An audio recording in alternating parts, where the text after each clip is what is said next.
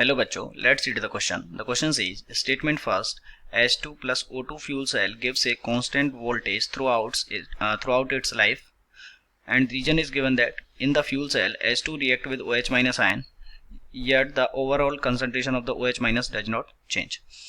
तो इस क्वेश्चन के लिए सबसे पहले हम इस क्वेश्चन का की कॉन्सेप्ट लिखें. इस क्वेश्चन का जो की कॉन्सेप्ट है that is H2O2 fuel cell. H2O2 fuel cell.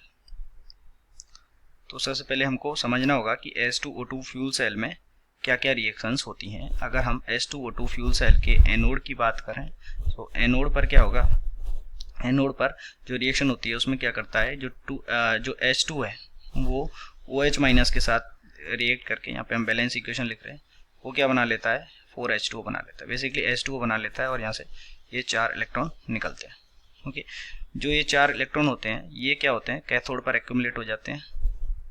Accumulate नहीं, सॉरी, इसको O2 जो है कैथोड पर रिएक्ट करता है H2O के साथ.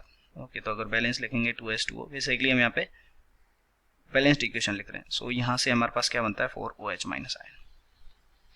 तो देखिए अब एनोड पर तो क्या हो रहा है, 4 OH माइनस बन रही है. एनोड पर तो 4 OH माइनस कंज्यूम हो रहे हैं, और जैसे ही 4 OH माइनस एनोड पे कंज्यूम हो जाते हैं तो आप देखेंगे कैथोड पे उतने ही OH माइनस बन रहे हैं.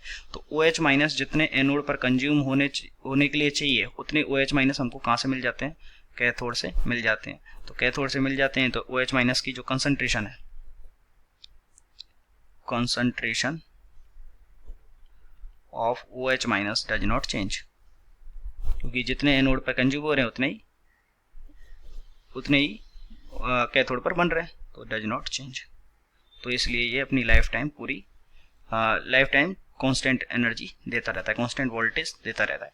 तो स्टेटमेंट 1 भी करेक्ट हो गया, स्टेटमेंट 2 भी करेक्ट हो गया, और इसका रीजन भी है क्योंकि जो overall concentration of OH minus ion है वो चेंज नहीं होती है. Hence statement 1 is true, statement 2 is true, and statement 2 is the correct explanation for the statement 1. तो option number A is correct.